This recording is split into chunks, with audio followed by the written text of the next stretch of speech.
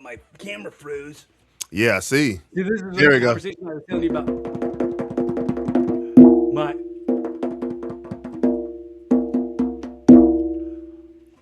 Ramaj Eroc. Yes, Whoa. sir.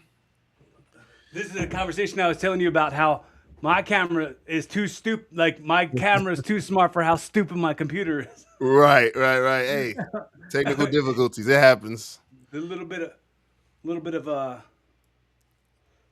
of lag there Hmm.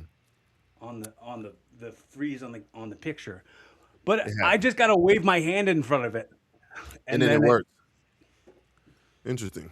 Yes, So I came across your music video sir. for "I'm Getting Old," Yes, sir. and then I started scrolling through your YouTube page in my FYP, and that made me wanna understand, like, kind of a little bit of your backstory, Yeah. and figured that I could bring you on here, and we could understand it together, and we could see what growth is. Because like I watched you doing videos where you're introducing yourself, and you're like, "I'm independent." Yep. Like I do all this independent, and I respect that so much. That's the grind I'm also in. Hmm. So let's collaborate and get up. The saying, I'm getting married next month. Okay. My Congratulations. fiance played like a TikTok video for me years ago when we first met, where somebody was like, I'm just trying to take you off your high horse," and then the other person was like, "Why can't we both be on horses? Like I like riding Right. horses. Let's be on these horses, bro. Let's Hmm. let's Let's let's do it together. let's build and gallop." Hmm. Let's build together. Yeah. So, Chicago made, Chicago made, born and raised. and now you're in LA, Yes, I am. in the music industry grind. Tell me your like biggest fears deciding that you were going to do that, and Yes. then like how you kind of navigated it, and maybe looked at your fears and gave them the side eye. Yeah, it wasn't even really a fear, honestly. I was young. I'll be like I said, I'll be 35 this month. 35 this month, May 18th. And I was 19 when I first got to California. We lived in Riverside, which is east of LA, about an hour and a half away. That was 2011. And it wasn't really a fear because it was it was the dream. And my Right. brother, Anna Costello, who's also an artist, he was a part of a group called Detour in Chicago, and they was kind of blowing up in Chicago, get better than the buzz, but it wasn't really a big hype around the city at that time when it came to music. We had our Right. legends, Lupe Fiasco, Common, Twista, Too Short, Kanye West, but it was that young resurgence didn't happen yet with Chief Keef, Lil Durk, Chance the Rapper. That didn't happen yet, and we was thinking about going to New York, but we were just like, and we don't want to deal with the cold weather and snow anymore. So let's go to You're the just West Coast. amplifying it in New York. You're Yeah, not. And basically, not only that, you're picking up a struggle and you're putting a struggle down that has more struggle to it when, basically. when you go to New York. And when we got to California, like I say, we was east of LA. We was there for a year in Riverside, California, and then after a year, we was able to move to LA. And it wasn't really a fear. It was just we figured we doing it in Chicago where the music scene wasn't even popping like that. If we went to a city where it's literally geared for that, the world is our oyster at this point. Let's go, like I say, New York, LA. We chose LA, and nah, it wasn't really fear, honestly. Good. Um, Hmm. I appreciate that belief in yourself. It's so rare, and Yeah, it's really cool, and I wanted to acknowledge it. That's really awesome. appreciate it. Yeah, So and we got here, and it's just been a grind since then. Basically, just recording. Like I do everything myself in the bedroom. I produce, mix, engineer, shoot my own videos, everything. is was that like a thing you like kind of taught yourself early? Because like all those technical aspects of like shooting and editing and sort of like recording and like mixing Yeah. the ear for the Mhm. like intricacies is Yeah. so difficult to come across, especially like when you go, oh well, I made this and I think it sounds good, but then somebody who's got a professional ear hears it and goes, Yeah. you could have done that Mhm. differently. Like, Mhm. did you keep learning? Of course you keep Of learning, course. but like when you get the ear from it in early, how early was that? Honestly, I wasn't even into music like that until I was about 11, 10 years old. My brother, Anna Costello, and my cousin, Jalen Gatz, who also makes music, they used to just freestyle on cassette tapes. I was more video games and athleticism. And I played basketball growing up. Right. So I didn't really care about rapping when I was raised at my grandmother's house like the first couple years of my life. And I would go back and forth from my mom and my grandmother's place. I was video games and cartoons. I went to my sibling in my mom's house. It was sports and rapping. And it wasn't until like 2001 ish, 2ish, where I was just like, man, it looks like fun. They made rapping look fun, freestyling. I was just like, I want to have fun too. And they always used to try to get me to do it. I was like, no, I want to play the game. But I eventually was like, all right, let me try this, and then it became fun. So at 12 years old, and I didn't grow up, you know, high class, middle class. I grew up very, very low class. So a lot of the things I learned, I had to learn because I didn't have the funds to. Well, I'm 12 years old when I first started making music, but Right. my mom didn't Yeah. have funds to do this and buy us mics and this and this. So Right. I just had to learn as I went. Learn as I went. I would put the headphones on and just listen to Kanye West, then go back to my song and try to make it just as close as possible to Kanye West or Mhm. all the rappers that I was inspired by at that time. And yeah, it When just it just grew. It when was was the just like, first time okay. you heard Kanye West?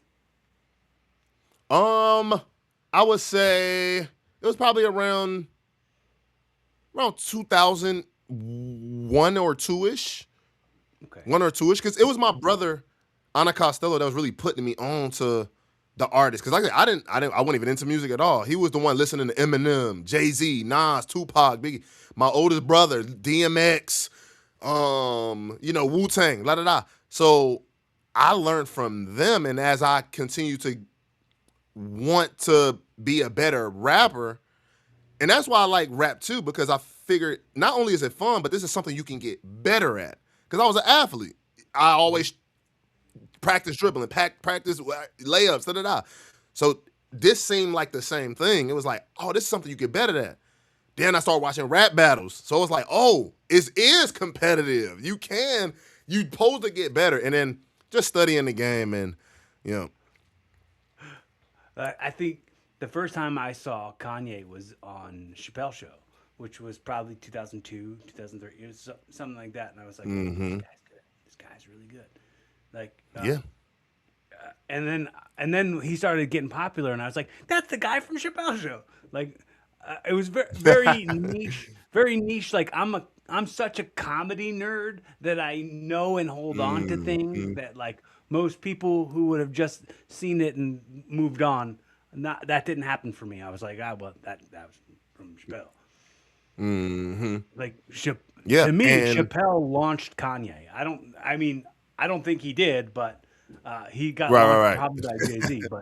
But to me, he Basically, put Kanye in my front of my mind. basically, yep, Yeah, yep. And I was really inspired by Kanye. Not only was the rapping ability, but it was the production more for Kanye West for me. Like he's the reason why I even started wanting to make beats in the first place. Like chopping up the soul samples and throwback records. So yeah, I loved his documentary on Netflix. Did you see that? yeah. The Yeezus, Genius. Yeah, yeah. Oh, dude. genius, genius, genius. Yeah, he there's a there's a part where he was talking to his cousin and he was talking about people wanting you to work for free. And hmm he goes, He's like, you asking me to do something for you for free is like if I own a TV store and people come into the TV store and they go, yo, I watch TV the best. Can I have a free TV? Like, Right. I love that quote. I like took a video of it and I like shared it. I didn't have a lot of following back then, but that's the way I look at it. Like when anybody's good at something, asking them to do it for free is a little bit of a like a middle finger flip, you know? Yep. Middle finger to the 10,000 hours that it took to even get to this point. Right. So, Yeah. yep. Like I'm gonna have to say in the grinding, I did a lot of free work already. Of I course. already Of paid course. a lot of dues in full for nothing. For experience. Right? Yeah. I try to look at it like, glass half full. I think that's the right direction. Glass half full. Yeah. Like, it was for free. A lot of it was for nothing Right. Yeah. but the experience, You I, what's the old phrase is like, yeah, my landlord doesn't take experience dollars though. That's a fact. Yeah. That is absolutely a fact. It's like the rental costs 2,000, but how many experience dollars does that cost? But that's where it becomes, that's the priceless part of it. Whereas like we go through these ups and downs, but it's like, and a lot of us got regrets of things we had changed and all this other different stuff. But it's like, dang, if I didn't go through that, if I didn't go through those moments, I probably wouldn't have learned that. Probably wouldn't have learned this. I probably wouldn't have know how to navigate this. So I tried my best because I used to be a big regretter, a huge regretter, and just look at the past and like, yeah. Dude, I understand that fully, and I really like got to a point I don't even remember how old I was at the time, but I was like, yo, I love me so much, and everything that I've done so far has led me to be who I am right now, and I can't regret any of it. Like, I can't regret any Yep. of the things. Yep. I mean, I'll feel bad for some of the stuff that like I maybe should have done, but it took me to learn that. It took me to learn that that's the feeling to Yep. not feel, to know that like I want to I want to create this vibe instead of that one. Yep. The basketball player Jerry West, he said sports don't teach you how to win. Sports teach you how to lose. Because if there's one champion every year, someone has to lose, and majority of people will lose. And I was like, what? I had just watched his new documentary. I was just like, The, really dope the, whole- quote. the, the funny And thing two, about when it comes to the regret, I feel like there's a delay here. yeah, we got a little bit of a lag. We get, If I mute my mic. Back. Yeah. Okay. I muted the mic. I don't know if that did any better. I don't know. Mute the mic and came back.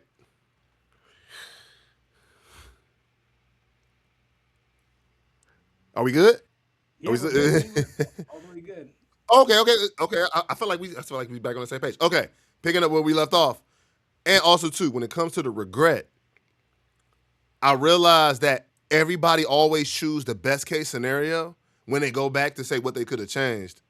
And me and my girlfriend had these conversations all the time. It's like, oh, I wish I would have did this because this great thing would have happened. This great thing would have happened. But there's so many parallel universes from that one decision that you would have changed. And you just don't know what that path would have led to. So I'm alive. I'm well for the most part. I got good friends. I would, financially, we all kind of screwy in this economy, but outside of financially, I just look in the mirror every day and be like, that's the only thing that's kind of bad in my life, like honestly. So it's like, would I really want to go back, alter something, and change my entire trajectory? Because I could be passed away in that lifetime. I could have got hit by a Right. bus in that lifetime.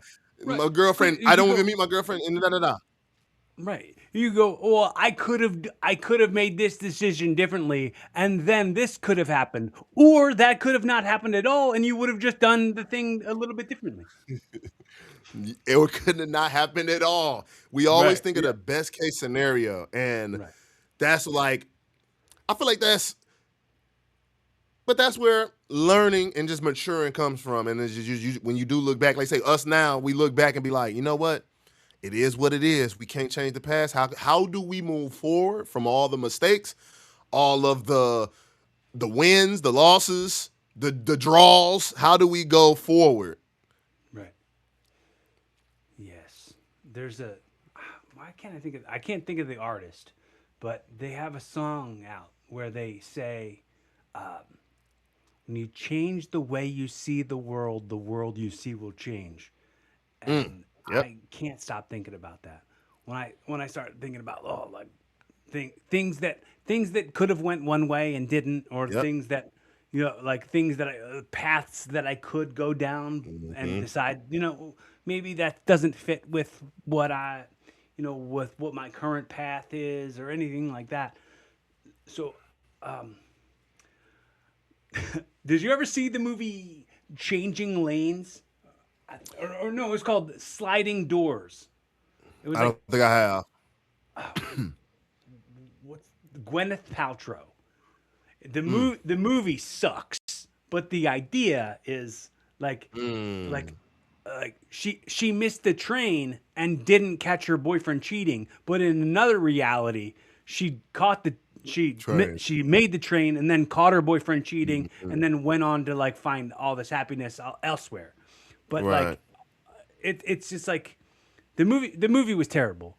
The movie was bad. No, it's not the concept of the movie was great, but Hmm. the acting wasn't good. Yeah. It's Yeah. like Gwyneth Paltrow trying to do a British accent was very It's cringe. terrible. She's like, "Oh, I didn't miss this train." I Oh can't. my goodness. However it was like Right. Austin Powers. Austin Powers in a Mm. Said it was terrible. My girlfriend probably watched that movie. She probably seen all these movies. She's like, she knows it. it's She's a seen full everything. on chick flick. Yeah, she probably seen it. But like it's like they could make a whole like Rick and Morty episode out of that. Hmm. You you watch that show? I that show came out around the time where I just stopped watching cartoons. Okay. Like I've been so locked in, like with what I got going on, and it's a bit frustrating because I have a life, I have friends, I have family, but I'm like cartoons, video games. That was every day for me, every day at one point in my life. And then I think it was the switch kind of really happened when I moved to California. When I moved to California, it was like no, it wasn't video games no more. It wasn't watching just cartoons or things that interest me when I was young. It was just lock in, lock in, Yeah. look in. Yeah. So, we're not here for entertaining ourselves. We're here for entertaining everybody else. For the most part. Yep, Yeah. for the most part. Yep. I understand that. Yeah. I mean, I I don't play video games. Uh, if I watch cartoons, it'll be like when I make sure. I feel like there is an unproductivity Mm-hmm. Mm-hmm. to playing video games because I'm just gonna not do good at it. I'm gonna die a bunch of times, and I'm gonna get frustrated, and then in all of that, I didn't produce anything. Yep. I didn't do anything that would move me in the direction that I'd like to Mm-hmm. go in my Yep. life. Yep. Yep. And I tell my brother, my oldest brother, he still play video games with his friends on online. I tell him all the time, I'll be like, and I say this with anybody. Like I said, I'm an athlete. I still play basketball time to time. I had torn my Achilles last year, so I ain't played basketball in a while. But my cousins that play basketball, or just anybody that does an activity, I'd be like, okay, if you do the activity, if you're going to do the activity anyway, just set up a live stream. Right? Yeah. Just Yeah, set up a live stream. bro. I used to do this stupid stuff with my friends when we were younger. Like we used to do like jackass like stunts with shopping carts, and we would do hip toss into a bush. But we would do it on camera. I wouldn't do this if you weren't recording it. Like Right, right. I feel like I could make something out of it if you're recording it. Like I just recorded. I just put something on social media the other day that we recorded in 2006, 20 years ago. And I can't believe I've been standing in front of cameras and stuff for 20 years Yeah. doing And you just put it on stunts and stuff. camera. And you just put it on camera. And same thing with, like, say, my cousins that play basketball still. They go to LA Fitness, the gym, the park, whatever, religiously. I just say, y'all, we all have this. Right. Yeah. Yeah. Get a tripod. If you're going to play basketball anyway, set the tripod up, press record, go play basketball, come back. Now, the editing part, I guess, that takes a bit of learning to do. But if you're going to do it anyway, now you're making money from what you want to do anyway. Well, you could just live stream it. You don't have to edit any of it. You could just put it right on Twitch and go, On boom, Twitch? I'm live streaming it. Like, it doesn't take any editing at all. I mean, if you want to edit a clip, Right, that would be right. a whole other thing. But you could just take it right off of the stream. Yep. And boom, there it is. Now you can you're at least putting yourself in position to monetize. And I ain't saying everything got to be monetized. Everybody ain't trying to do that. But if you're going to do it anyway, that's just be my whole spiel. Like, if you're gonna do it anyway, just put it on camera. Let me throw this at you, and this is a philosophy that I like to live by. And if you can apply it, great. If you can use it, please do. You don't have to give me credit for it, but I mean it's a universal thought. Okay. The currency of your effort, your time, and attention is so much greater than any dollars you'll ever make, lose, spend, or borrow or steal. Then you have to evaluate how you spend that currency. And I always say to anybody, if you've used any of that currency to watch anything I've ever done, I'm ridiculously grateful. You have no idea. And the only thing I would say is, like, keep coming back. Right.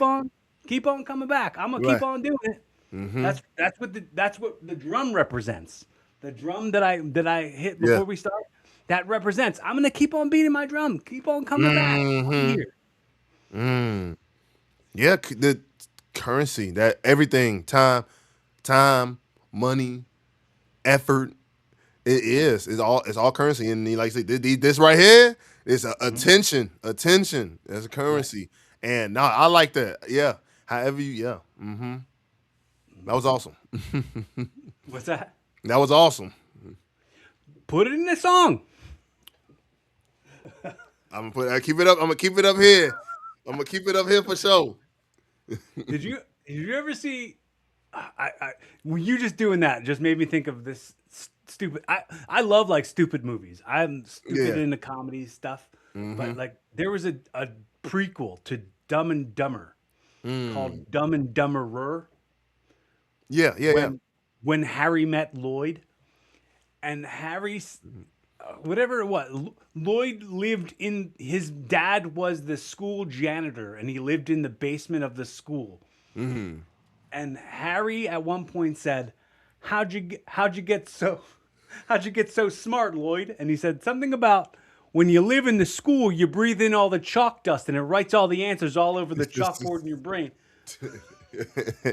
Right. That's hilarious. That's clever right there. I ain't gonna lie.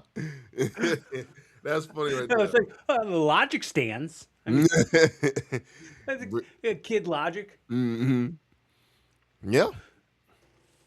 Yeah, man. So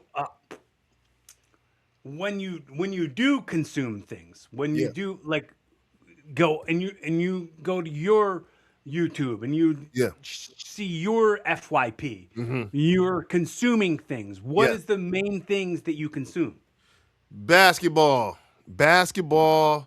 other music content that similar to what I make. Um, Sometimes it'd be a bunch of podcast interviews.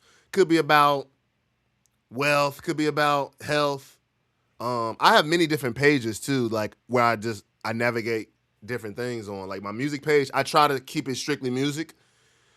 And then I got other pages where it's a whole bunch of goofiness. It's a bunch of goofy stuff. I watch that over there because it's all strategic though. It's all strategic. Because you're crafting your own algorithms. Yes. I get it. Yes. And it's deeper than just like the craft part of what I want to watch.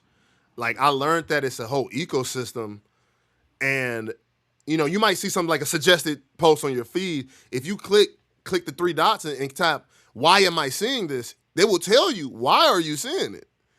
And for the most part, I had a screw turn in my head when I clicked. I saw something. It was like a stunt. It was like a stunt on like an acting scene. Oh, whatever. They were doing stunts. And I clicked, why am I seeing this? And it was my brother. It was like, because your brother liked this, because your brother watched this, because you follow your brother. So that turned a knob in my head. I said, whoa. So I started looking at every suggested thing. Why am I seeing this? Why am I seeing this? Why am I seeing this? And it was like, this person that you follow likes it. This person that you watch content of watches it. So I was like, oh, wow. It's an ecosystem. It's a giant ecosystem. So then I start thinking about who do I follow? Because if who I follow dictates what I see, I need to start either one, unfollowing people, or two, follow people that make this type of content that I make. And that's when I realized, I start asking artists. I said, show me your For You page. And I had friends screenshot, send me their For You page. And I had to it's a hard reality. I had to tell them, you're not even the target audience for the content that you make. If you was not you, if John was James, James wouldn't even see John's content. Right. You wouldn't even see the content you make. So then as a creator, as someone that's using social media to further the brand, further get my music to reach people, that's when I started revamping my whole Instagram. I'm like, I need to interact with things the type of content that I make. Because if I'm double tapping, that needs to go into the ecosystem of everybody that follows me. So it could possibly, because we never know, show their people more stuff, and then their people will then their people, and then their people, then their people, and then ears and eyes and time, the currency. That currency of time and effort and attention is on your content. Yep. And I always say that we are the bait that we bite into. Ooh. So like if you're gonna put something out, you might as well have that be something that if you weren't you'd be into. Yes. But it's so hard to dictate that, right? Because I can post something today and I don't know who's engaging with my stuff. And I don't know what they engage with on the regular. Right. But it's my job that's why I do all my goofiness and watch the goofy videos on a totally different page. Right. But my business page, my music page, my post, no, it's super hyper specific of what I post. What do you think? Just a guess. If you had to take a wild guess, what do you think made YouTube show you to me? Keywords. I think the algorithm is smarter than us, but see, Instagram tells you how the algorithm works. A lot of people don't know that. If you go into the back end of how this and that and algorithm, and then it tells you why they recommend the things they recommend to people. Right. And keywords is one of those huge things where it's like I'm getting old. That is such a extremely broad keyword, for lack of better terms, what I'm using. Like, because if I post my regular music and all the lyrics and stuff like that, I make a niche kind of music. It's like hip, boom, it's more so boom bap, conscious hip hop, jazz, rap, da da. But that I'm getting old, and then looking at the analytics is literally 35 to 54. That is like 80%. Large group, yeah. It's like 80%, 35 to 54. So, and then I do think I did make a really good piece of content on top of Right. keyword. You made a pretty little video that made people. It was visually pleasing, so that people would want to watch it and interact with it in Yeah. some way. So I think maybe some of the other stuff that I follow is about like growth mindset and is about learning from your life and being productive with your time. So maybe the algorithm wanted to show me you so that I could reach out to you and say, "Hey, come be on my come collaborate with me. Let's create some stuff." Basically, and like I said, the argument is smarter than us. It's so much that's pinging all at once. Is it keyword? Sure. Is it the visual? Sure. Is it what you watch? Sure. Is it what I watch? It's like we can't dictate it, but I do, like, because of the analytics, I think tell the biggest story once you post a video, and it does well.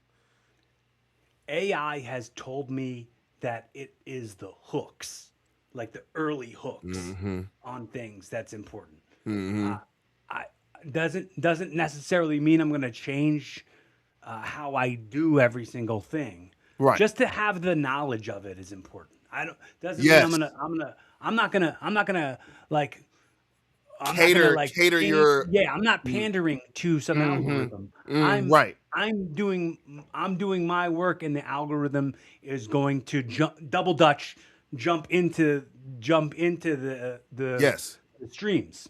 Yes. And that's how I feel like with the I'm Getting Old, it was, I wasn't thinking about what the hook, like there is no hook.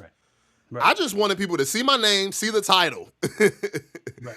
But essentially, the algorithm, that's a hook. Right. And it happens within the first couple seconds. So, from what I learned, or the knowledge that I have, the theory is that first 3 seconds dictates a lot of the algorithm for what it's worth. Now, if it just so happened to keep working, then I'm gonna keep doing it. But I didn't, like you say, I didn't cater it. I didn't want, like, I'm going to. What if you made a song all about the algorithm and all about the FYP and all about the bait that you bite into and the currency of your time and effort and attention? Like if you do you think it'd be a hit? You think like you Right. do it? And like when you think about being an artist, and I didn't know that, when you decided to like pick this stuff up and you decided that you were going to pursue this having fun on cassette tapes. Yeah. That they were having, you're going, like, the music industry has changed so much where it's not about like physical albums. It's all about the downloads and Yep. things like that. And album sales aren't really a thing anymore. Not How does really. that like affect the vision of your dream? And I don't know if that's why I said like you were probably young enough at that time where the music industry had already made that shift. Yeah. I'm forever grateful for what streaming and the internet has provided. Like this interview doesn't happen without the internet. For what it's worth. Yeah. And I met so many different artists, people, just people in general. My music has reached so many people. I just got to the point where I was just like, it's not sustainable to the longest of terms unless you win that Spotify algorithm lottery that 99% of artists will never win. Right. And double down on who are the people that's listening to my music. Because Spotify throw all these back end numbers. You have I have I've did the millions of streams already. Like I had millions of streams on SoundCloud years ago. I got millions of streams on Spotify. Right. But in the long run, who are these listeners? I got 21,000 monthly listeners. The numbers on the screen, you have X amount of 100 in Chicago, X amount of 100 in LA. Who are they? Right. If I wanted to tour in Chicago, I can't because I have no contact information, no email to that. Who has that? Spotify does, not me, not the artist. None of the artists have that. Spotify does. And that's why, you know, just skirt to physical sales and stuff means more right now in my career. Mm. But it is a way that you adapt because you said SoundCloud and all that. Oh wow! Before it was in the public as much Yep. as like Spotify is now. Yep. Like and like the adapting is important because I always say when I was a kid, I said I wanted to be a pro wrestler and I wanted to be a stand-up comedian. I never once said I wanted to be a podcaster because that didn't exist yet. Didn't exist yet. Yeah. So you're in the lane of adaptation. You're going to adapt Yeah. to what the world becomes. Mm-hmm. So like you gotta bend with the algorithms, not to trend, because Right. it's not about being a trend. It's about creating a trend. Mm-hmm. And Yep. that's like I'd rather be the type of creator that's putting out stuff that's really bringing value to people, not them going, oh, that's fun, double tap, and then never think about it ever again. The end. I, I want people to think like, well, what value did that bring to my day? And when you quote it later and go, wow, did that shift my mindset? Mm-hmm. Cool, I'll take it. Mm-hmm. I want to be a part of those people's day. Yeah. I want those people to be my subscribers, to like, comment, share, subscribe. And it feels cheap to even say those things because there is a vast amount of people who are just tourists, who are just here to get the money and not to actually like create something that's their life's passion. Yep. Yep. And I really feel that because growing up, let's say we moved to California, of course I had my sibling and a couple friends that did music, but I like in the I'm Getting Old song, like we at the age where we get called auntie and unc now. And I feel like at this age, be 35 this month, I have to pay it forward. Right. I wish Ramaj had a Ramaj when I was 19, 20, 21 to navigate this thing. And I feel like I have a duty. Like the kids at the park, and every time I go play basketball, hey OG, hey Unc, hey big bro. Like, and at first I'm like, when you first start hearing those things, it's like, whoa, I'm being called Unc. This is odd. But after so long, I started getting Unc. The first time I ever got Unc, I think I was like 28. And that was like the most mind-blowing thing to me. And now at this age, I'm like, I have a duty now. The kids Yeah. do look at me as Unc and big bro. Yeah. Yeah. I have the duty. And that's why I be making my videos where I just talk about independent artists. Go direct to consumer. Da-da-da-da-da. Print out CDs. Keep the option open. Spotify is this. Spotify, whatever it is that I can put into the world. Because if I pass away today, God willing, if I pass away today, the information that I have is gone. I have to pay it forward. And yeah, man, embracing this Unc phase, embracing this stage of my life, and just being like, we can't be young forever. It's just, that's the reality. We can't be young forever. I have to say, I fully relate to that in a lot of ways.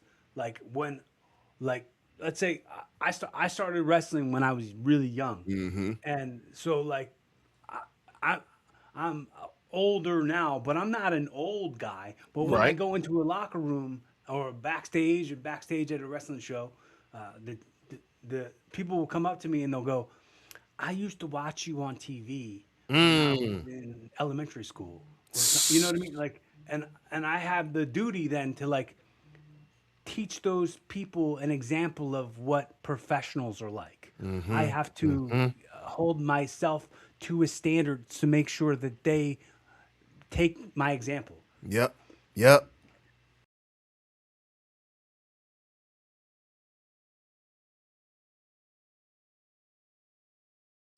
Oh yeah, because man, like I had to learn the hard way. And when I was younger and I was coming up in wrestling, the veterans, the people who've been in it for a minute, weren't nice. Mm. Weren't nice at all. And like I don't know how much you know about pro wrestling, but uh, it was designed at a time, and I broke in at a time when that era was kind of ending, but it Yeah. was designed to keep people out. It was Mm. designed to protect the business. There is a code, like a magician's code for pro wrestlers, that's called kayfabe, and it's really like you don't want to let people into this business, and you want to try to encourage them to get out of it because, like you were saying about uh, you, basketball. How many basketball teams are there? There could be one winner. Mm-hmm. It's just like that about wrestling. How many jobs exist? Mm-hmm. Full-time careers as professional wrestlers exist. Few. Phew.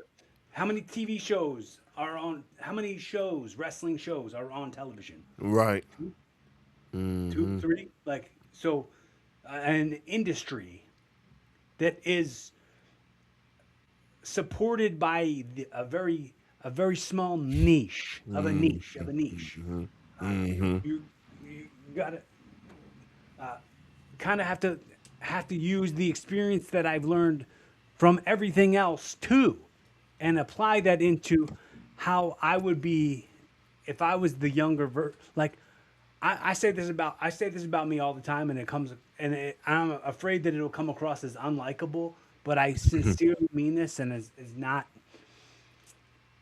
not arrogance. Yeah. If I wasn't me, I'd probably want to be me so bad that I Man. might hate me for it. Ooh, I agree. I feel that. I can understand that sentiment.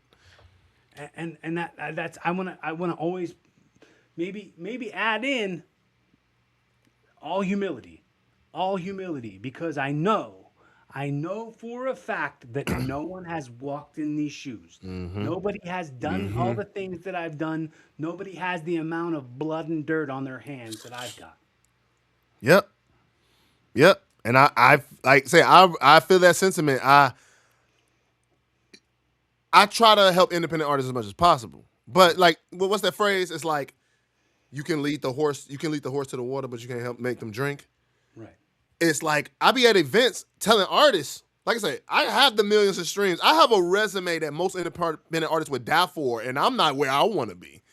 Right. And I just be like, yo, hit me up. Yo, tap in. I be giving artists my phone numbers.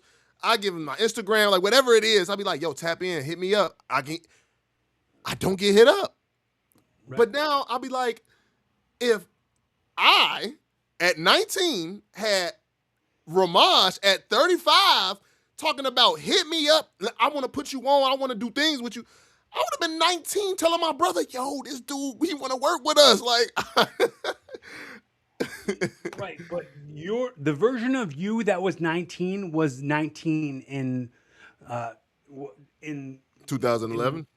2011. So like the world was a different place in 2011 than the world is in 2026. That's true. So it's a strange thin line, because I get a lot of that too, where it's like people ask me advice on how to get into wrestling, and I'm like, bro, I got into wrestling in 2001. The world I was see what way you're saying. different. I can't advise you on how you do it. How you I would do it, just yeah. say find some place to get trained. Yeah. I'm Yeah, not going to yeah. tell you where to go. Figure it out. Hmm. But that's why I think like the advice, you know, like the weight of the advice kind of plays a part. Like I say, the industry in 2011 is definitely not the industry it was is now in 2026. Right. But there's still like those small little nuggets that still apply, like physical items. Do people buy as much music as then? No. But that doesn't necessarily mean that no one will. And I think that's what a lot of artists need to understand too, or just a lot of people in general. Like, it shouldn't be one ear out the other. It should be in one ear, take what you need for whatever it is you're doing and everything else that you might know already, that you might have done before, that is what goes out. But it's kind of like I said in the song, the realest shit I heard was from the realest shit I heard was from tweakers and non-believers. And regardless of where the advice comes from too, like whether that's somebody you think is down bad or not living a life in a righteous way or whoever it is, that doesn't mean the advice doesn't hold weight. Right. You would have to also consider the source from where it came. You couldn't just go, I'm going to listen to every advice on an Right. equal level. You have to Right. go, all right, this guy's giving me advice, but I'm going to take advice from somebody who's doing worse than me? I don't know. Am I going to take advice Right. from somebody who's never done anything that's anything similar to what I've done? I don't know. So you got to consider it all. It's not like Def- in one ear out the other. It would be like consider Filters. why this person is telling you this and what it could do if you applied that Yeah. advice. Yeah, a bunch of filters. Like the reason, like I said, my girlfriend, she just know a bunch of random stuff. She's super, super, super, super, super smart to me, and this is why I talk out loud. I'm a big, we on a podcast, so obviously we some talkers, and I just talk out loud around my girlfriend. Just talk out loud about things that's frustrating me about the music thing or just anything in life, and she would say something that is so simple. But I just didn't. I just didn't think about it. You needed an outsider's opinion. I think what's the phrase? You're standing too close to the thing. Like I forget what the line is. When you're standing too close to the corner or something, you're standing too close to the object. Yeah. To Yeah. to be zoomed out and see Yeah. the full thing for what it is. I never understood the phrase "see the forest for the trees" or something. I never understood that phrase. See the forest for the trees. Is it the forest through the trees? I don't get how does that phrase actually go? I don't think I've heard that phrase. Honestly, I'm gonna have to type that into Google. I ain't gonna lie. Ask Siri what that means. Look, I don't even think I have Siri on my phone. I'm not like programmed to catch my voice. Hang on, let's see if I ask it. And this would be a fun experiment to do. Anybody who's listening to this or is watching this, and it triggers your Siri, it'll be really funny. Hey Siri, could you please define the phrase "see the forest through the trees"? It didn't work on my Siri. Didn't give me it. Okay, can't see the forest through the trees. Describing someone who is too focused on the small details to understand the larger overall situation. Yeah. Yeah. Yeah. Can't see the I didn't forest know through the if it was. trees. 'Cause there's a couple of things that are like cliche things that I didn't understand the full idea of it. Like you know the phrase half-assed. Yeah. I never knew that was what it was. I always thought it was half-asked. Like I thought it was you're doing half of what you've been asked to do. You're only giving it half of the effort that you were asked to give it. Yeah. I thought that made way more sense to me than half of your butt. Half assed. Right. Right. Yeah, there's a whole lot of idioms that we heard growing up, and it just so makes so much sense now at this age. Like one of my big ones is it takes a village to raise a child. That's like, and like say being Unc now and seeing how the youth look up to me and be like, hey big bro, hey Unc. It's like, I don't know this kid's situation at home. So whenever, like say kids at the park or around me, like whether I'm teaching them how to play basketball or just while we're playing basketball, getting them life gems in the process, Right. it's like again, I don't know who the male role models in your life or any role models at all. I can be that one for these 15 minutes we about to be on this basketball court, and I don't know where you're gonna take what I say somewhere else. I do believe the children are our future. Mm-hmm. Teach them well and let them lead the way. Show them all the beauty they possess inside. Yeah, absolutely, absolutely, Did absolutely. you know Because what I was quoting there? Or you just Loki, I don't. Damn. Oh, I I don't. thought being a musician, I thought you would have been like, "Oh, that's Whitney Houston." You're I'm a fraud. um, I'm about to get. I'm speaking Whitney Houston lyrics. I'm about to get. I'm a fraud. I'm about to get ridiculed. We got to clip this. Clip it. I will. Another one of those. Go ahead. I would say. I will say though, and I've said this to all my friends growing up. Like I said, I wasn't even into music growing up at all. Like I hear my brother play stuff and my family play stuff, but I wasn't into music. I've never been a big like. I know the people. Like of certain genres, neo souls, soul, jazz. I know the names, Right. but I never was a big R&B fan. Like Yeah. headphones, R&B. I've never been that. So, man, yeah, quoting anything from 80s R&B and soul, woo, 90s R&B and soul, I'm cooked. I am cooked. But listen to, if you can, Yeah, look up "The Greatest Love of All" by Whitney Houston and read the lyrics, dude. That yeah. song is so good. It'll kind of like it'll if that gets into your mind's algorithm, because it's like, what's the line is like, I decided long ago never to walk in anyone's shadow. If I fail, if I succeed, at least I lived as I believe. No matter what they take from me, they can't take away my dignity. That it's such a like a song about being proud of yourself and Yeah. about like Good. moving in a direction that really is independent, and that's what we are, Yeah. independent. I'm sure I've heard the song, but like I say, nothing ever sticks when it comes to certain genres for me. Like I just haven't indulged. But Well, I'm also, as your thing is says you're old, you're not as old as me. right. I Yeah, mean, right, th- yeah. that there's a big gap in that. Like, what I'm probably like 7 or 8 years older than you, Yeah. Hmm. so it's probably the gap in that time. Like that song was big when I was a child. That was when it came out, Yeah. and I didn't appreciate it at that time at all. It took me to grow up and listen back to it and go, wow, I was the future the whole time. Hmm. Yeah. But a lot of kids ain't taught that they're the future. Like in a way that's like substantial and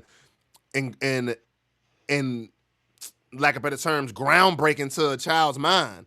Like we can't just be like even you can be anything you put your mind to. Like yeah, but mm, Yeah, sometimes I mean, reality yeah, has to play a part. because of that sort of like itch scratch to every itch sort of culture that has kind of been in a child's life their whole life. Like not even having the ability or the comprehension of what being bored feels like. Mm-hmm. Mm-hmm. It would kind of be like I know I'm an adult and I can watch a show and be watching another show and to get those shows mixed up. If I'm consuming more than one thing at a time, I'm not comprehending a whole lot of it. The chalk dust isn't writing all the answers in my brain. That's from earlier, yeah. No, absolutely. My girlfriend said that the other day. Literally what you just said. People don't even what is being bored? We're never Right. bored. Never bored at No. this point. Bo- boredom. What is that? What is it? Because we always get these dopamine spikes from the internet. Right. We carry the dopamine in our hands every day. So if we're not watching TV, if we're not with family, with friends, if we're not out and about, it we in the bed with this. There is never boredom. And that's like, wow. Then I thought about my whole life. Like when we got bored when we was kids, it was like, all right, we watch cartoons or video games, but it's like, whoa, I've never been bored. Like real bored. Right. Yeah. It's gone. Like I don't remember the last time I heard someone say I'm bored. That's an It absolute fact. Mandela effect has been Control Alt deleted out of our vocabulary. Right. I'm bored because as soon as somebody gets that sense of it without saying it, it's just Me and my siblings grew up in a Philly row home, which uh, a lot of people know. The Northeast Philly row homes just had like concrete steps as you stoop up to your house. My yep. siblings and I, when we would get bored, we would play the what hand has the rock in it, and then if you guess what hand, you move up one step. If you guess the wrong hand, you move down one step. Like that was our the rock on the steps game. Yep. My girlfriend said the same thing. We created games. We created games out of boredom. On occasion, I feel like going back to my old neighborhood and playing the rocks and steps game. Hey, listen, like it brings back a time. And I get, they say like, young boys, toddler boys are way more energetic and than toddler girls. And it's like, yeah, when we were kids, it was like we would create a game from anything. I still kind of do that. Like, even if it's just as simple as I just balled up this envelope. Oh, my camera. Let me come back. The independent vibes. Okay. 1 second. I gotta go to the settings.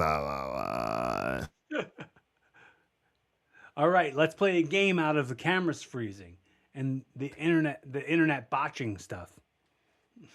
Hilarious. Okay, we back. Yeah. But this paper ball, it's the same concept where it's like I look for things that I can throw the ball in. Where it's like, oh, it's a paper bag over there. Let me see if I can throw it in there. And even if it's just as simple as that, that goes back to the what hand is the paper ball in? It's just you're just creating things with Yeah. friends or with, Yeah. and when you're super young, you just create things yourself. When you making your stuffed animals talk to each other. Like it's so different. Obviously, we're adults now, so we ain't doing none of that stuff like that anymore. But these kids, these tablet kids, my girlfriend called them, these tablet kids. Another thing me and my girlfriend talk about is playing video games. You used to have to go to your friend's house to play Mario Kart.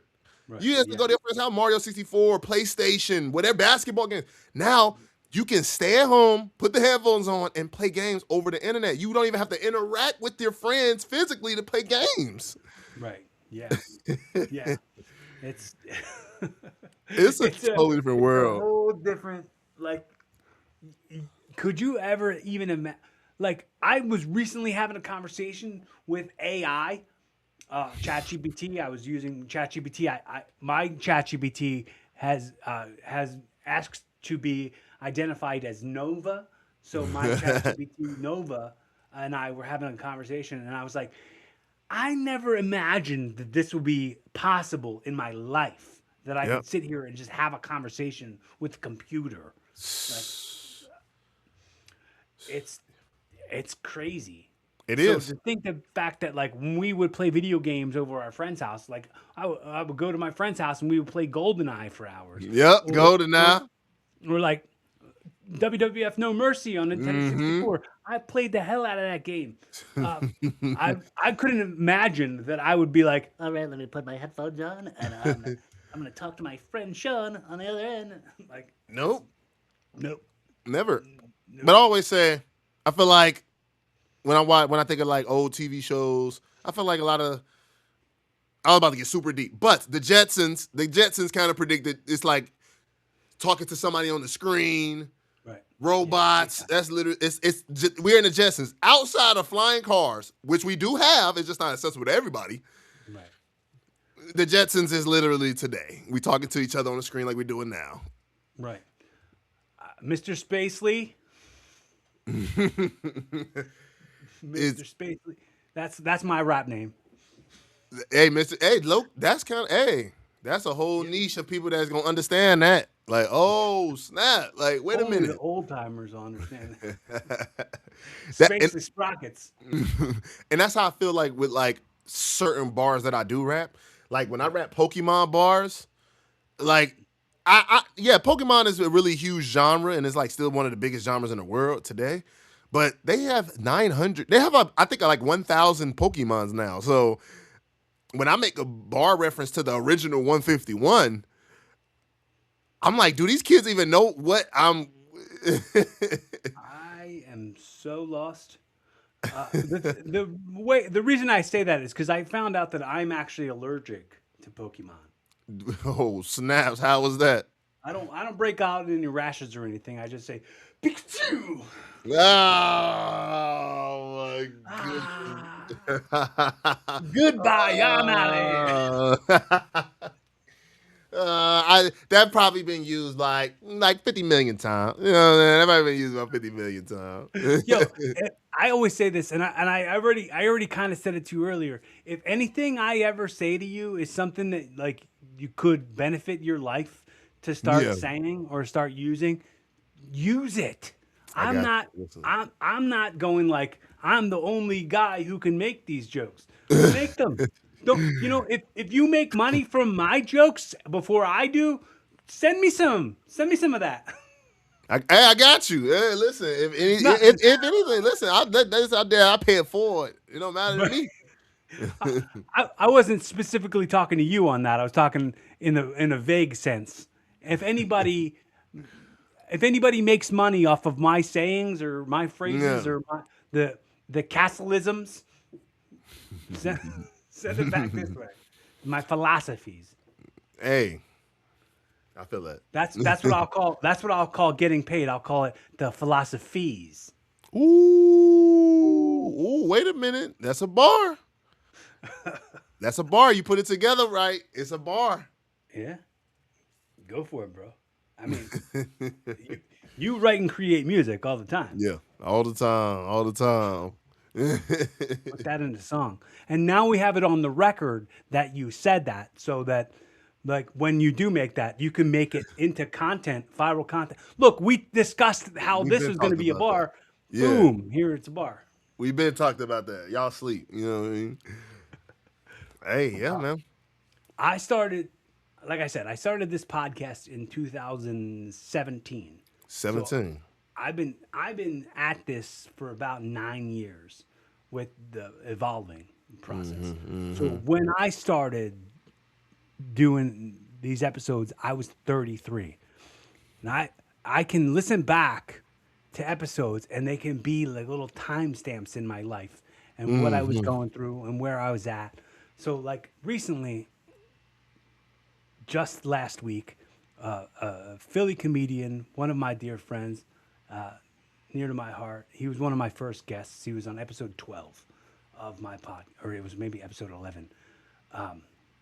His name is Jason Hazelwood. He passed away last week, and I listened back to our episode, and it was so therapeutic. It was so important to be able to listen to these on the record conversations with my friend and then hear in real time how I'm like, wow, I was a totally different kind of guy.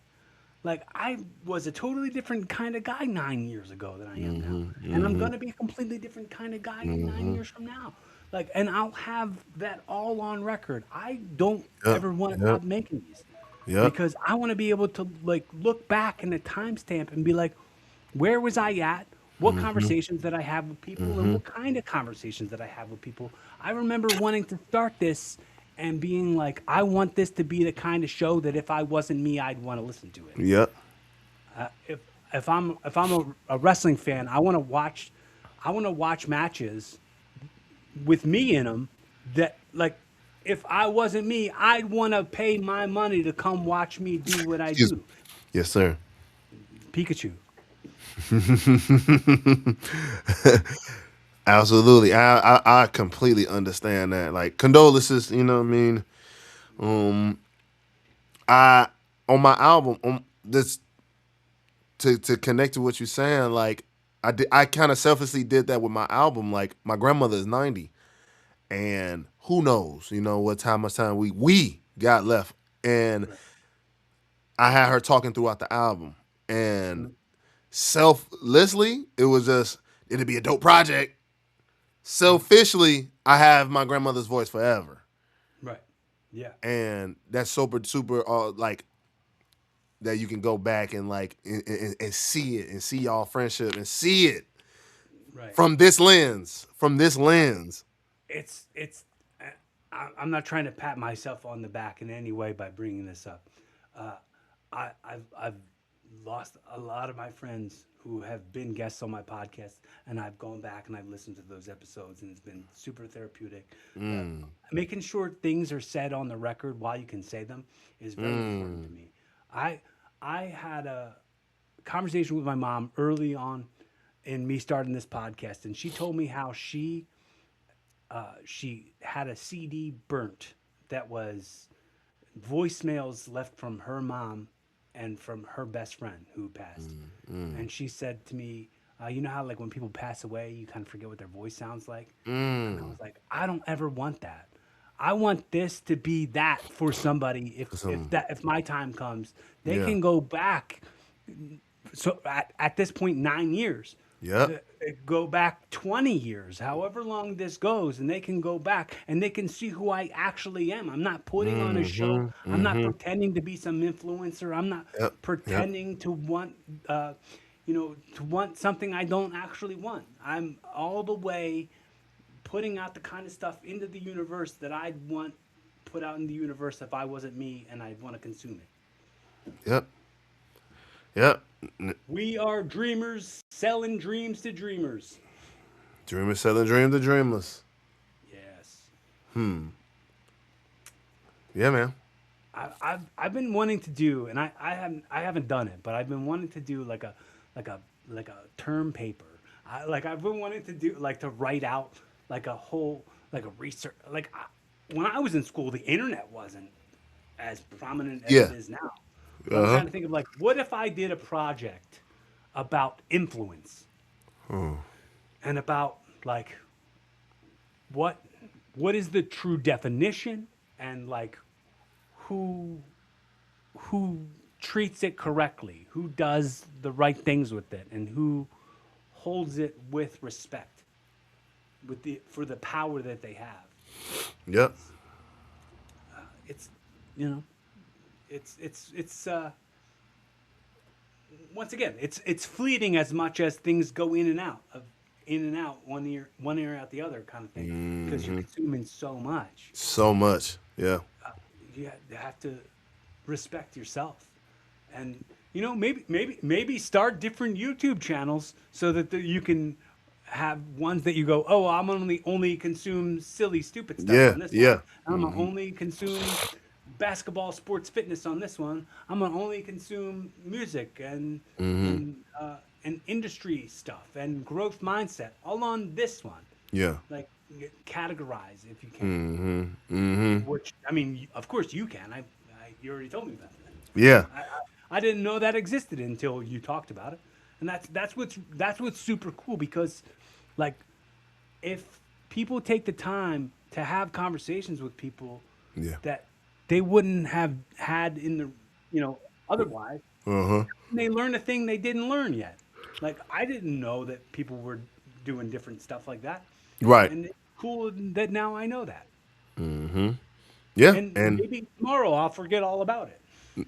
Maybe, Maybe. but that's the beauty of communication. You got to communicate to know what the community is like. You got to communicate to know where your family's heads are at, friends' heads are at, mindsets. You have to communicate and communicate accordingly. And and from there, like I say, you just gotta take care of yourself because you could be consuming all the bad things, all the worst stuff, and you could on the internet you could be consuming that. And and with the internet, it gets real tricky too because a lot of people be interacting. It's an algorithm. A lot of people be interacting with things that they don't like. I never. Well, I people don't hate leave. watch things. Like I can't even fathom that. I don't even like saying the word hate, let alone being able to like hate watch things. Yep. They hate watch it. They comment. Or the crazy part is, which is so crazy to me, especially people that's like grew up with the internet. Now, people that didn't have the internet before, all right, you don't know how this shit works. But if you grew up with the internet and you learned how this thing works, you should. I would hope people learn it as they go. Some more than others. It is what it is. But when people comment, I'm tired of seeing this. Just see the, go see anything else. Go You see can. anything else. Why are you commenting? Because when you comment, you're going to see more of the thing that you're commenting that you don't want to see. The law of attraction works in comment sections too. It literally makes no sense. I'll be arguing with people sometimes that get on videos to be like, I hate seeing this. I'll be commenting, I'm like, this is, I have the blueprint. Go to the video, type, hit the three dots, click not interested. And then go search what you want to find. Same thing, hit the three dots and click interested. You won't see the thing you're not interested anymore. Like, it's just as simple as simple. But when people are so clouded minded and it's like they can't see the world for, I mean, what was it? They don't see further than they nose. They don't see the forest through the trees.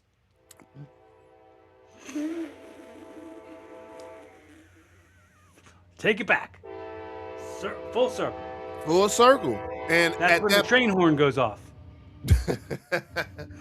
I start thinking I was start thinking, I'm like, we don't have no train. I'm like, we don't have no train. No, I live right on the train tracks, so when the train goes by, it happens to time out perfectly with my callbacks. It's pretty great. That's crazy. You'd think it's a sidetrack. It's sidetracking you, but it's not. That's funny. But yeah, you have the ultimate power to control what you consume. Yes. It's the same thing outside. We pick our friends. That's literally an algorithm for what it's worth. We Right. pick our friends. Oh, you do that. Oh, you're that morally wrong. I can't hang out with you. Oh, you did that. I can't hang out with you. It's the same thing. I used to always say, and I don't say it anymore because I've just done it. I don't. Right. I get really careful about the amount of times I tell people things or the amount of times I like announce things. I don't announce things. I don't say things about myself. Yeah. Because like I just instead of telling you I'm funny or telling you I'm smart, I'll just talk to you and you can make those decisions for yourself. If I'm talking to you Yeah. for like 11 minutes and in the first 5 minutes I told you I was funny and smart and I didn't say anything yet, that was Right. funny Right. and smart, you're like, this guy isn't funny or smart and he's a liar. Yep. Yep. Like, be careful what you advertise. I said that to my girl. You said a bunch of stuff I've just recently brought up. Like I literally said what you just said to my girlfriend. I said, I was thinking, I forgot, I don't know what I was doing, but I was in the kitchen and I came in the room. I asked my girl, I said, have you ever told somebody like, I'm funny? Have you ever did that? And I was like, I've never did that myself. Like I've never, but I'm like, I've seen people do that though. Yeah. I'm funny. Like yeah, I'm so funny. Like I'm a funny person. I'm like, I've never did that.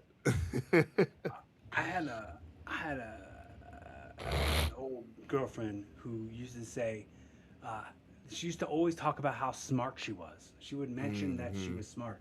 And I'm like, if you were smart, you'd stop telling me you were smart and just be smart. That's kind of the way it goes.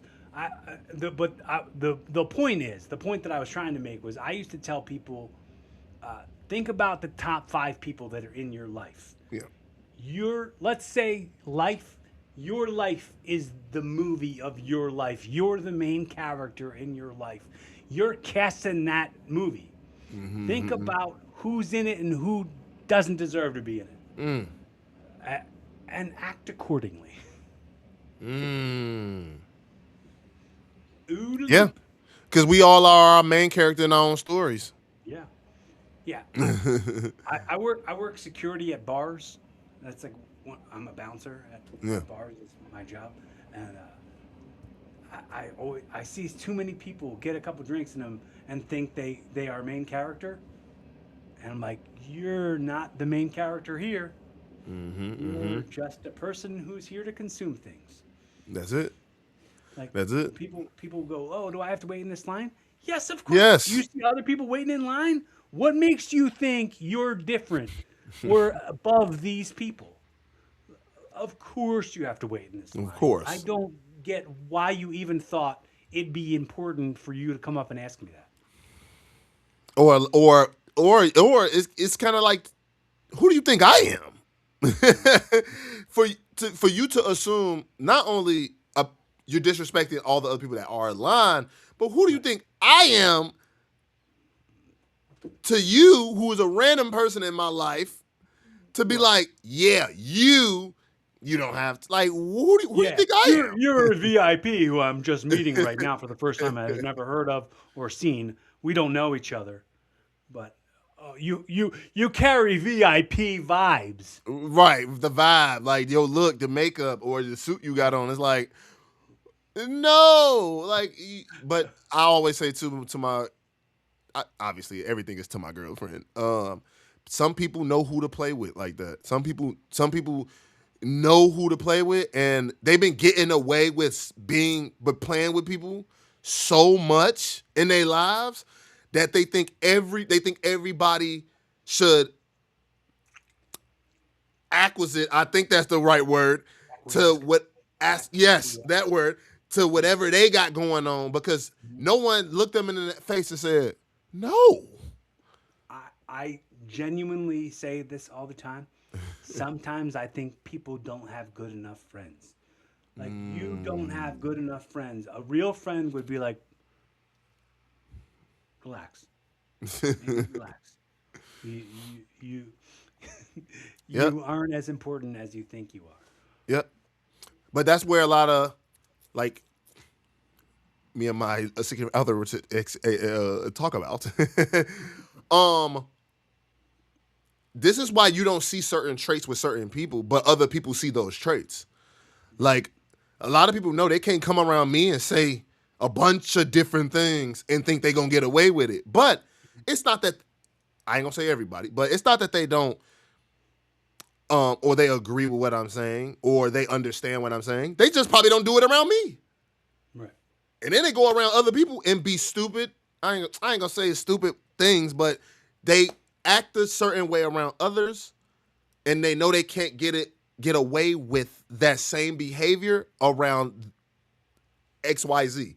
They behave that way with ABC, but no, they can't get away with it with XYZ. So they hang around the XYZ. I'm XYZ, so they hang around me. I'd be like, oh yeah, I ain't never seen him do that. I ain't never seen him do that. Of course he had. Of course that person haven't, because they know that I ain't gonna play that.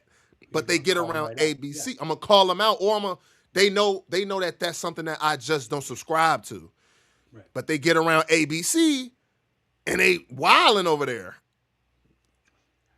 I think the effective wording I've heard used for that is code switching. People do a lot of code switching. It's be the same version of you all the time. That's more respectable. It is. It is. It is. And I think this world taught us to code switch, like job interviews, elders, certain different things. But if you just teach basic respect across the board, just teach basic respect. Right. It'll get you. You'll go a long way just having basic respect. Thank you. Excuse me.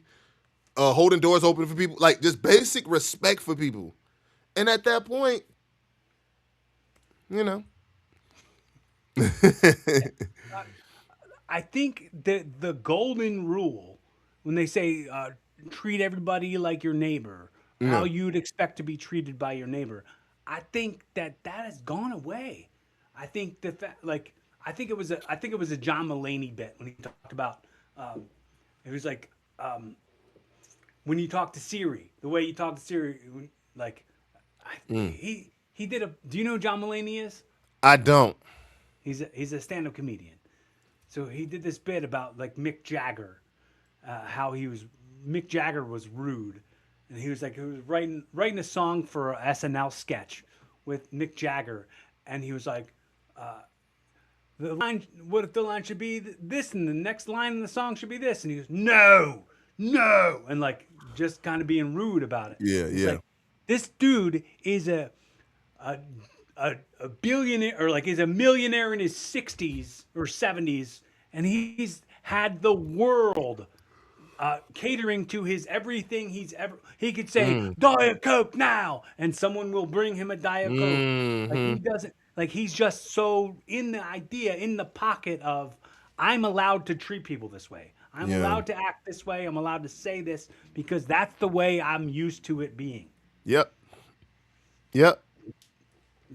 You don't have good enough friends if someone's not going, hey dude, anyone ever say to you, and I actually had this conversation with a kid the other day. I said, can I ask you, has anybody, and I don't mean this in a disrespectful way, has anyone ever smacked you in your mouth, like like you probably would do good to get slapped in your mouth every once in a while. Dang. Yeah. I've So- I've I've used some, that phrase before. sometimes it's like, bro, you're too unchecked. Whatever your behavior is, it's only gonna get worse if someone doesn't tell you that that's not okay. If Yep. somebody doesn't say like, "Yo, you don't act like that." Right. Right. I find myself often saying at work, "Have you ever been to a place before? Do you know how things go?" But that's also where the it takes a village to raise a child, because any child, one set of group of people could be teaching things one way. Right. They go to school, they away from you for 5, 6, 7 hours as a parent or legal guardian. They learning from their friends that have a totally different, and things has to align together.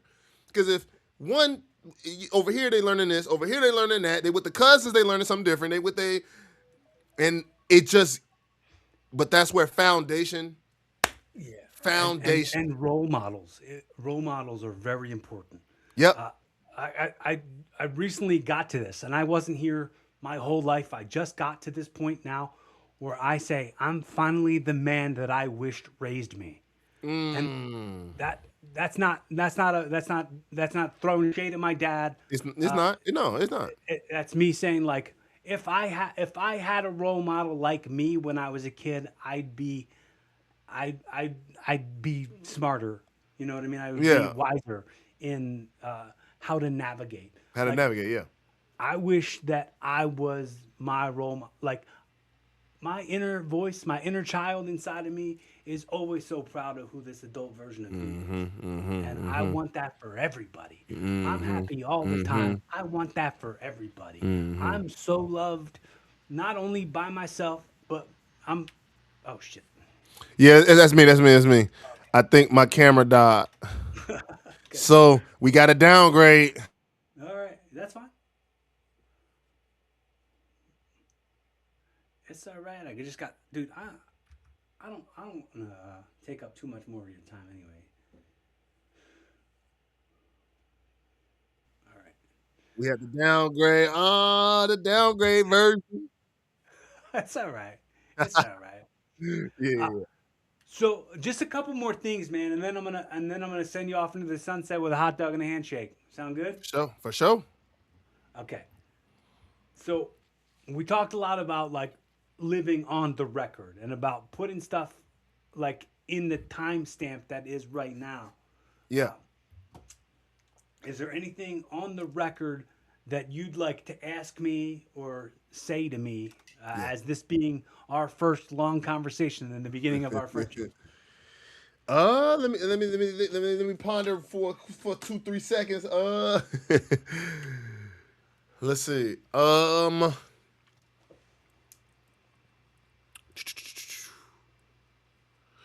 I mean, shoot, where are you? I mean, obviously, do you still wrestle? Yeah, yeah. I mean, Where? well, I'm actually on a break right now. I have not wrestled since my last match was like September of last year. Okay, okay. I'm I was stepping more into a coaching role, and that was right in Media, Pennsylvania, for a company called ACPW, and I was just kind of coaching and teaching young wrestlers and trying to be like a mentor in some way, being a role model. How, as I said, how important I think that is. Kind of like, I wish I had somebody like me, Yeah, and for sure, my coaches, my wrestling teachers were such great male role models. I didn't have those at home. So to be able to be able and some of the people who I linked up with in wrestling were definitely some people that taught me how to be, by some of them by teaching me how not to be. yeah, yeah. Okay, okay. 'Cause I know you say you. I mean, wrestling does have an age limit. Father Time, is undefeated with physical sports. Yeah, yeah. Uh, but just had to try to see what the background was. You told me a bunch of other stuff earlier. Oh, but I know I could get into a ring on an event and have a better match now than anybody else on the show, Yeah, and have a better match now than any match I've ever had. Like, I just know I have the confidence that I didn't always have. yeah, okay, I know I know that, like, I know the sport. And the funny thing I always say about like comedy and acting, like, I've been in lots of movies and TV shows, and I've been on stages for about 10 years now, and I have to say, like, I know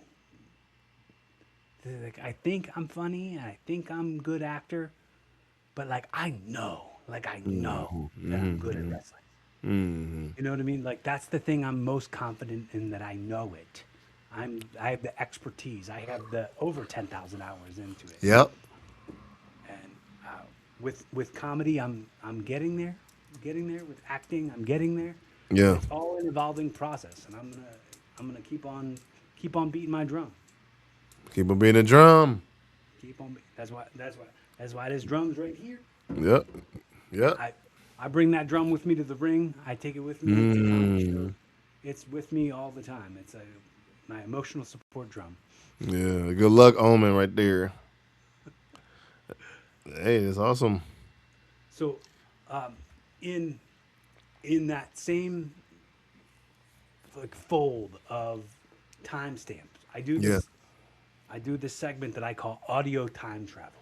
Mm-hmm. Okay, so, you know, I'm gonna keep on making these things Yeah. forever, and a lot of these are gonna outlive me, and they're gonna go beyond the years.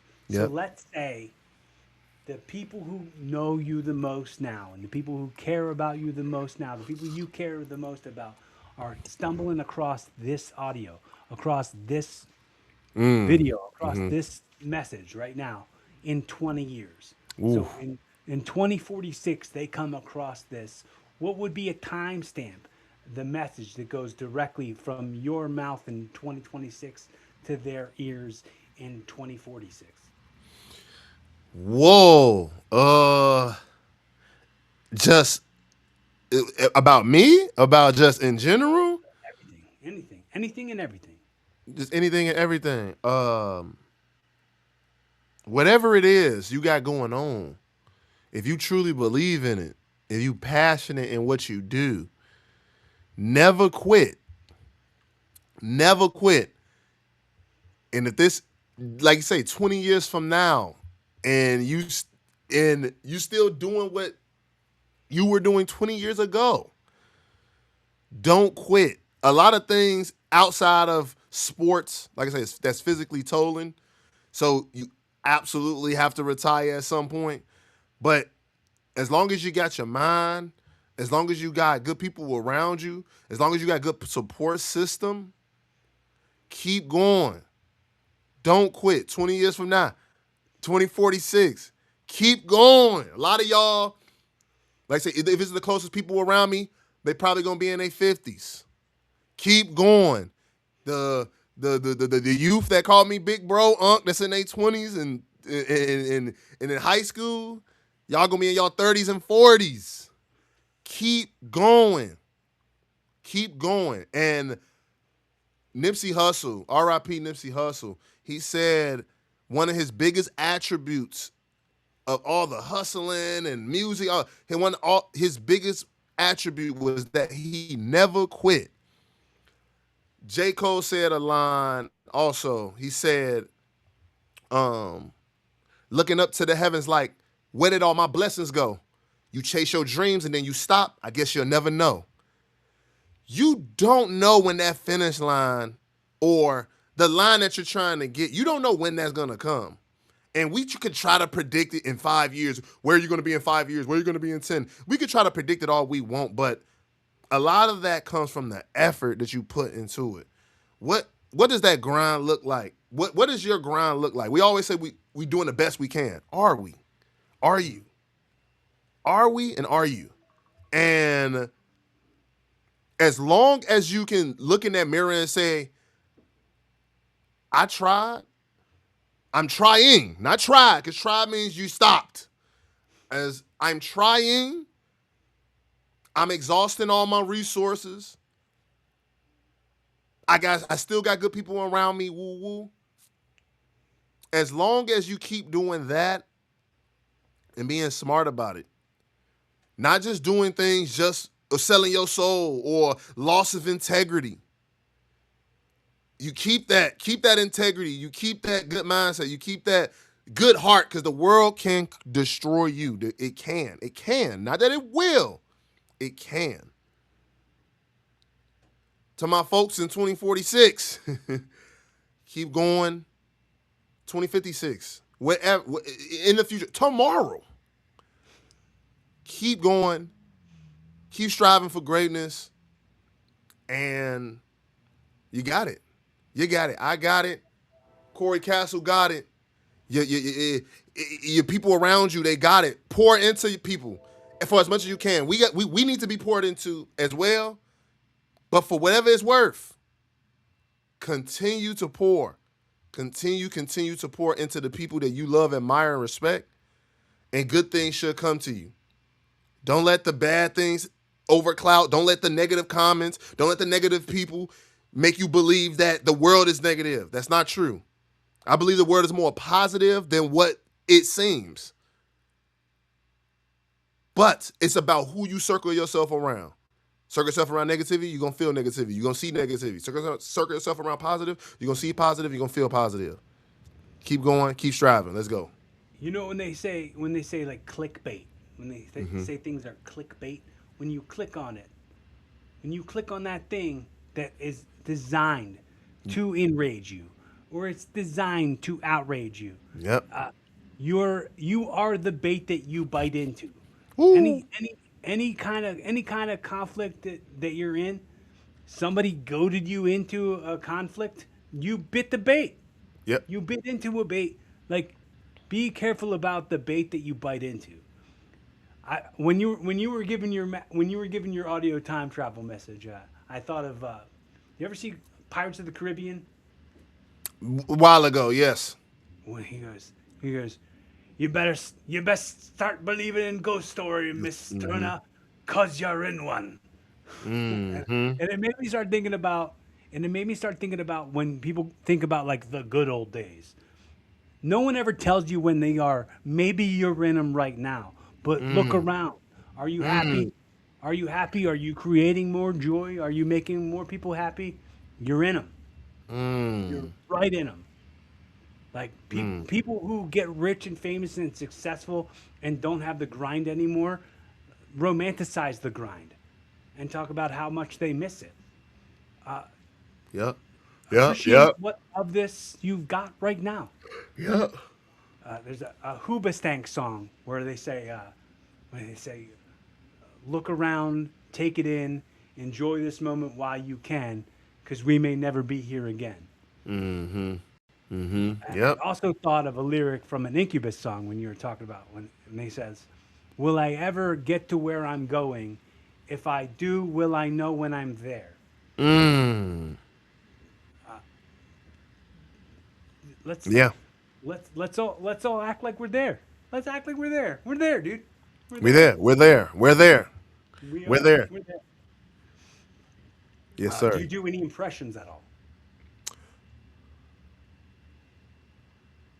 I used to. Really thinking about it. Let me see. Let me see. I had to. What? Yo, it's the dog. Yo, it's the dog. You know what we on? What? Well, my hitters. I don't know. DMX. Look.